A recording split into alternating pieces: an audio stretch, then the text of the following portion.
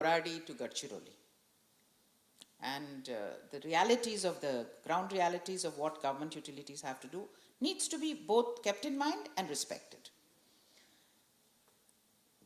The issue of payments. You know, there is just nothing that says that if any of the utilities you owe any other utility money, they pay and then argue, or at least pay 50% and argue. Today, payments, I mean, I won't go into this, but somewhere there has to be some sort of mandatoriness that whatever is owed to whoever it is needs to be, some portion of it has to be paid before you start arguing about it. The last thing, sir, before, and I will then end, is that in this particular act, there are many instances where I think history just has caught up with us, where the center has been given a certain set of authorities, a certain set of, the right to do things, which are clearly in the state area.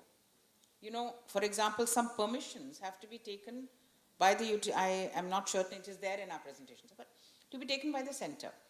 Now, somebody living in Sholapur, as you mentioned, to have to go and live in Delhi and get a permission from Delhi ministry, I mean, the trauma of that cannot be taken up, sir. So I would suggest that we need to look at. And then there are some suggestions of people, short-term membership. I completely go with the spirit of this amendment that the commissions have to be fully appointed and maintained, and you cannot have single member commissions for more than, say, a month at the most. I mean, that's all time that you need. That has to be enforced. But I think bringing in part-time people from Delhi may not be the solution, sir. Because,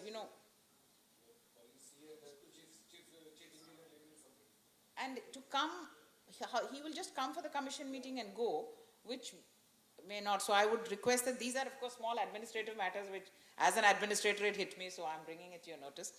But these are the main issues which I felt. But I think that what the standing committee is doing in terms of gathering responses from everyone is, I think, very unprecedented. We have never been queried by a standing committee. At least I have spent about 37 years in government, and I think I spent a lot of time answering parliament and assembly questions. But the amount of serious engaging that this committee is doing leads us all to hope that this will be one of the better drafted and more implementable acts that has come out of any government. Thank you all very much.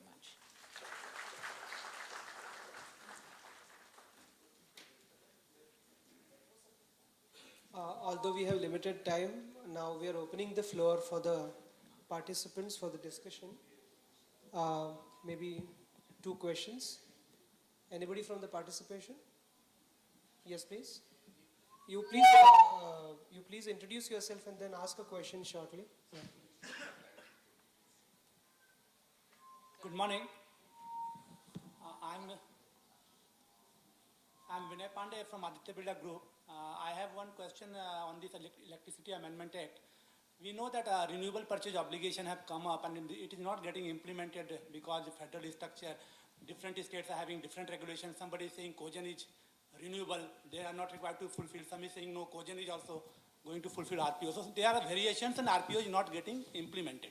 Now RGO is coming up. So I want to know, we have to fulfill dual thing, RPO and RGO both? Because RPO is on consumption based, RGO is on generation based. Now RPO is not getting implemented, another concept of RGO is coming up. मैं आपको एक ही suggestion दूंगा कि we have started this debate, open debate. The bill Parliament has sent to the parliamentary committee. After Parliament committee's recommendation, it is usually more than 95% of the suggestions are accepted. So we are going to invite you people at Delhi before the committee also. So whatever your doubts, suggestions, today you interact. Send us the report and we will invite your representative there at Delhi. So along with me, my colleague will also be able to grasp your suggestion. First, you do your homework. One-to-one, you can come and meet me anytime. You got my point? Any of you can come. But on this platform, पहले आप तो exercise करो. No, sir, this was one question. No, all this. आप exercise करो. Then my point is that you do your exercise today and you can come and have a meeting with me. No, I don't mind. तो क्या हो जाएगा आपका एक conclusion हो जाएगा ना then it would be more appropriate for you do your brain storming session because here every sector is looking from different angle ये तो हाथी है तो पहले साथ में मिलकर हाथी को देखो एक दांत पकड़ रहा है एक पूंछ पकड़ रहा है तो I think here is the representative from different segment no consumer एक कहेगा एक्टिविस्ट दूसरा कहेगा रेगुलेटर तीसरा कहेगा डिस्कॉम चौथा कहेगा आप पांचवा we welcome and this is inauguration not conclusion तो जब बिल पास होगा तब Sir, for a second, I would like to have the memento. Yeah? Just.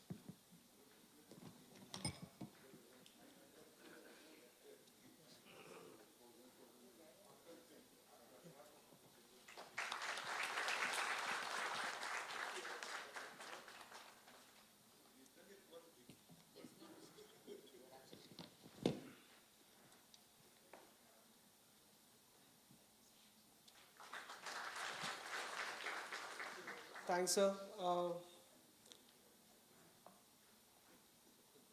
You're welcome.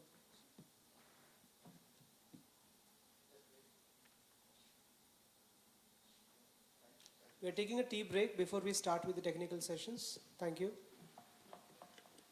this is nothing to do with your workshop this is nothing to do with ma'am I need you also but as a Mumbaikar, I want to, as an Indian, I have taken up a project. जो आज वो make in India है ना, here is the gentleman. You please give this folder to ma'am.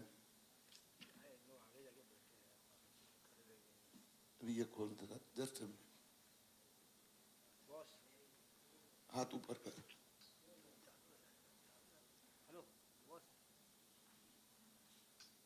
अभी madam से हाथ मिलाओ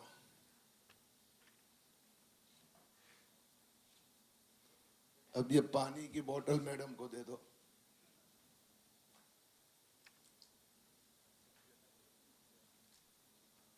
Have you seen this चमत्कार आप ऊर्जा क्षेत्र में भी ऐसा चमत्कार ला सकते हो this is nothing but science इसका हाथ यहां से कट गया है we have given him electronic hand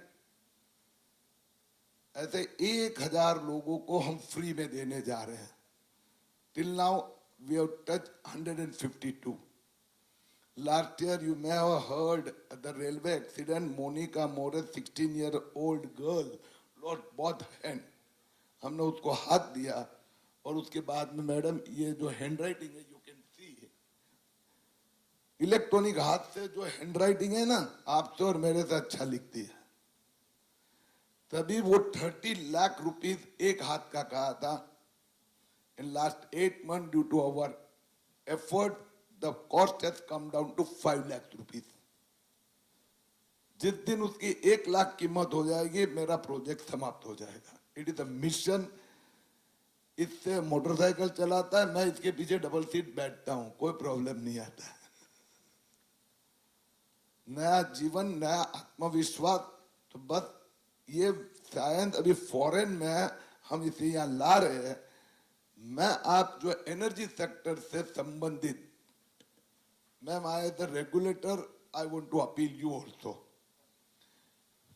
I had interaction with the defense minister. Defense minister has agreed that they want to bring such correction improvement for army. कि army में ऐसी कोई घटना होती है तो मोस्ट मॉडर्न इलेक्ट्रॉनिक लिम्स देने चाहिए विक्टिम को ऐसा they are deciding I had interacted with the energy minister government of Maharashtra and whole his team he has also agreed they are also planning to bring such guideline. Anybody connected, means contractor हो, subcontractor हो, manufacturer हो, discom हो या grid लगाने वाला, किसी का भी ऐसा accident होता है तो the employer must provide such type of facility. अरे उसके चेहरे ये ऐसे लोग जब मेरे 1000 हो जाएंगे ना, वो मुंबई में उनकी परेड कराऊंगा तब आप देखोगे कि क्या चमत्कार हुआ है. तो this is connected, indirectly connected with you. आप 10 लोगों को भी दोगे, देखो वो प्राइस, ये this is a market economy, nothing else. अभी one government PSU also we are trying to bring inside. तो 50,000 लाख रुपया तो 2 साल में हो जाएगा, उसका जीवन ऊर्जा आ जाती है. Thank you. We introduce the panel members. Director General of Bombay Chamber, Mr. Vikas Gadre, would like to make some humble request. Sir? No, you can.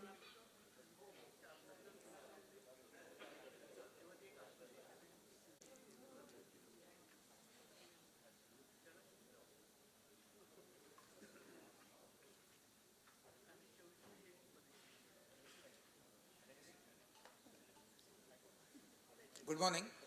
I'm not going to take more than a minute or two maximum. What we are realizing in Bombay Chamber is that very often when we request media or TV to come and cover the session, for them a dignitary coming on the dais is not a newsworthy item. If he stumbles while coming on the dais, becomes a newsworthy item. So realizing this particular fact, we are now focusing more on social media, and which is where people from the audience, persons like you, can actually contribute and share your views on Bombay Chamber's Facebook, on the Twitter, on LinkedIn, or any all these platforms that we have. And we will also make arrangements that the laptops will be available with connection, so that in case you want to tweet from your own account, from your own handle, you can do that. More important is that if we are also got a video recorder who can take your bytes and actually can be put on the Chamber's Facebook site. The reason for making this request is that your views are very important for the Chamber, because based upon these views only, finally, as Dr. Kirit Somaya said, that we will make a representation, a consolidation of the views and present it to the relevant authorities. And therefore, I am earnestly requesting you to use the social media platforms which are available to voice your concerns, voice your views, your suggestions for improvement, and how we can take this forward further. Thank you very much. The session is on multiple suppliers, feasibility of separation and carriage and contents. The moderator for this session is Mr. R.N. Bhaskar. Mr. Bhaskar is an accomplished journalist with an experience of more than 20 years working with the Times of India and the Indian Express Group, where his assignments included executive editorship of Financial Express and associate editorship of Indian Express. Mr. Bhaskar has held advisory positions in the state government, and he is now consulting editor with DNA. We have a team of experts on the panel. Mr. Rajesh Kumar Mediratta. He is the Director of Business Development at the Indian Energy Exchange. He is responsible for IEX business development and other matters including policy, regulatory, membership, and communications. He has played a key role in starting the first power exchange in the country. He has also authored several papers on commercial settlement and system operations in national and international workshops. Mr. Kapil Sharma, the second panel member. He is a Senior Vice President in Reliance Infrastructure Limited, having 20 years of experience in diversified areas of power sector. He has handled a number of assignments in the power sector, reforms and restructuring. He has represented before the Parliamentary Standing Committee constituted for the enactment of the Electricity Act 2003. Our next panel member is Mr. Ashok Sethi. Mr. Sethi started his career at Tata Power's Trombay Thermal Power Plant in Mumbai. He has experience in areas such as generation, transmission, distribution, as well as in allied functions like commercial, regulatory, fuel, and procurement. Mr. Sethi is currently the Chief Operating Officer and the Executive Director in Tata Power. Our next panel member, Mr. Hiran Mede. is Senior Vice President at Tata Power Trading Corporation Limited. He is an operational head and responsible for open access corridor booking, scheduling of power, bidding in power exchange, energy invoicing. At PTC, he has been actively involved for transition for the enactment of Electricity Act 2003, formation of power exchange, transition and changes of transmission pricing mechanism. Mr. Shailendra Dubey, you all are aware, he is a well-known personality in the area. He has served in the UP State Electricity Board for 36 years and retired as Chief Engineer in 2009. He is Bachelor of Electrical Engineering from HBTI Kanpur. He is presently the Chairman of All India Power Engineers Federation and also the co-convener of National Coordination Committee of Electricity Employees and Engineers. I would now request Mr. Bhaskar to kindly take over from here. Good morning, everybody. I have members on this panel who are experts in their own field, so I do not want to talk about what the amendments are or what the amendment should be. I would reserve my comments possibly after the Q&A session begins. We have to finish this session by 12:15. So what we've decided among ourselves is that no panelist will take more than 5 minutes. In some cases, it'll go up to 7 minutes, so that there's at least some time available for Q&A, which is what we would like to see. Could we begin with the first panel member to make his presentation, and that is Mr. Medira.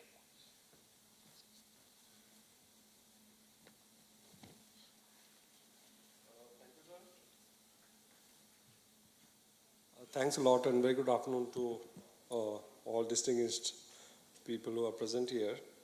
And also thank to Chamber for creating this kind of workshop, and which is something very timely. I will like to talk about two parts in the new act which is taken place. One is that what we have done related to content and carriage separation, and of course on setting the stage for that. And then second part is on the market side what we have done. And of course there are 2-3 more areas where changes have taken place. One is renewable, second is grid security, and third is the strengthening of regulatory system or base system for the regulatory framework. So I will first talk about the content and carriage, which is the key part of the whole workshop. And of course it relates to everyone. If you're a consumer, it relates to you. If you're a generator, it relates to you. If you are a distribution company, then also it's very important to you. When Electricity Act was implemented in 2003, the spirit or the pillar of the act was that we should have competition in the sector. Now, if you see there are 3 components in the sector: generation, transmission, and distribution. Generation competition at the generation level had already happened, because they were from 1991 when we allowed private participation. Actually, there was a kind of generation competition in the generation had come in. Transmission, we always thought that this is a natural monopoly, no need to have a competition. And third was the distribution. Now, if you talk about distribution, basically what distribution does, it puts the wires, and second thing, it supplies the power over that. Now, if you want to do a competition, bring competition in that sector, what we need to do, there are 2 or 3 ways in which you can bring competition. You allow multiple distribution companies, so it means that you will have different people putting up the wires, and they will supply their own power. That's one model. Second model is that you keep one wire, but you allow other people also to use that wire, and that is what we call as open access. So basically open access in the distribution means that you will get access to the distribution network of the utility. But utility will be the base provider for electricity or base supplier. And third one was that you separate the wires function and you allow multiple sellers to come, multiple suppliers to come. And if you see all these 3 models in which competition can come, the first model is not viable because you have to put wires, and a lot of wires you cannot put in a city, or even if you talk about transmission, it's difficult to put wires because it's basically a natural monopoly. And lot of cost is involved, lot of manpower is involved. So all these things doesn't benefit the consumer at the end, that many people are coming in and putting their own wires, and then these wires will be crisscrossing the whole network, and then whatever way, with all the stretches of imagination, you can think of only 2 distribution licenses. You cannot think of 3 or 4, but normally when you talk about competition, the Herfindahl index should be at least 1,000. It means that you should have at least 5 contenders in the area. But here you cannot have more than 2 contenders. Second one was open access. On the network, you allow the others to use the network of the distribution company. That also has got implicit conflict of interest, because if you are also a supplier, the owner of the wires will definitely not like the wires to be used by others and take away one government-owned supplier, and there can be other suppliers. No license required for the rural areas. Transition from present system to the new system will take 1 year time. Transfer scheme will be put in place, and by that time, after that time, we should have this unbundling taking into place. Each supplier and each distribution licensee will have duty to supply and duty to connect. Now earlier, so far we have been using the word duty to supply. Now it will be replaced by 2 things. A distribution licensee will be obligated to connect. And similarly, if there is some consumer asked from a supplier to supply power to him, the supplier will have to supply power. So there is a duty to supply. SEZs will be deemed licensee, which has been introduced. Then we have railways and metros also now will be deemed licensees. All PPAs will be transferred to, which is existing with the distribution company, that will be transferred to an intermediary company. And also some of the PPA may be, which are residual PPA, they may be left over with the incumbent supply licensees. The current supply licensee or current distribution owner will become incumbent supplier or supplier licensee. There will be a provision of provider of last resort. What it means is that there will be one supplier identified as one who will be the provider of last resort. It means that you have contracted with a particular supplier, and that supplier actually license has been cancelled or revoked, or he is not able to perform his duties of license, then you may get supply from the provider of last resort. And the provision in the act is, on the bill, is that the commission may appoint a supplier, provider of last resort from time to time. And then there's a minimum period for switchover. So all these things, of course, I will not go into detail, but more important is that today we are having 2 major issues. One which we have talked in the earlier session, Mr. Kirish Somaiya has been talking about it, the theft, or what we call as AT&C loss, and second is the regulatory assets. These 2 things which have not been dealt in the electricity amendment bill. Of course, the amendment bill itself will not speak the mind of the policymakers. But what we need to do is that we should have some kind of position paper in place before we go further, because those are very critical issue. One is when we talk about AT&C loss, second is the regulatory asset, and third one is the cross subsidy surcharge. So I'll close that, sir. Just 2 minutes, sir. Just 7. Just 2 minutes. I'll talk about something on market and then I will leave it. So there are 2 things on which we need more clarity, and maybe we may ask government to issue a kind of position paper so that people get a more broader view. Now, second part is the market side or open access side. Of course, there was sufficient provisions in the Act on the open access. One was that 1 megawatt and plus consumers will get open access. Here it has been regulated in the country. All the forward or the forward trading can be only under the jurisdiction of Forward Market Commission as per the current regulation. But in this current, this new amendment, the provision has come in where they have made a specific mention that even the forward and futures, those will be coming under the regulatory jurisdiction. Of course, they have not mentioned it as clearly as it should be. But they have said that Commission will endeavor to promote the development of a market, including trading and forward and futures contract in power, and also energy efficiency market will also be encouraged, will be promoted by the appropriate commission. So these two things which I wanted to highlight. Of course, it's a comprehensive subject. I will not go in each and every part of it. Maybe we can take it up in the question and answer. Thank you. Thank you, sir.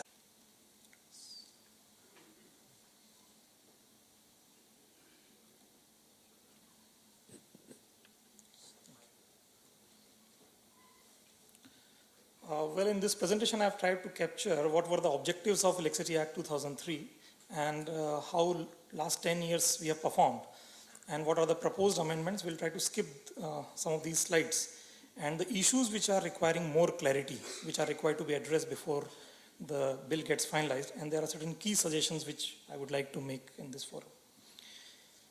These were the broad objectives of Electricity Act 2003, wherein competition was introduced through open access and franchisee. Competitive bidding process was there for procurement of power and transmission system. Multiple licenses were issued primarily to lay their own network. Then for accountability and transparency, establishment of SERCs and APTEL for expeditious hearing of electricity matters.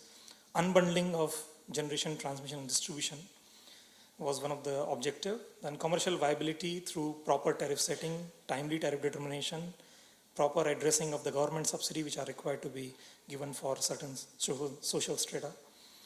As far as access to electricity is concerned, universal service obligation to the licensees, rural electrification was given the importance. Quality and affordability by setting standard of performance for licensee. If they don't perform within the certain timelines, then they were subjected to certain penalties. Consumer grievance, they were required to be heard through consumer grievance redressal forums. Reduction in T&D losses was one of the objectives for affordability of supply. As far as renewable energy was concerned, mandatory RPO was mentioned through, and also REC mechanism subsequently took over this obligation part. In last 10 years, this is the extract of the World Bank study report published in 2014.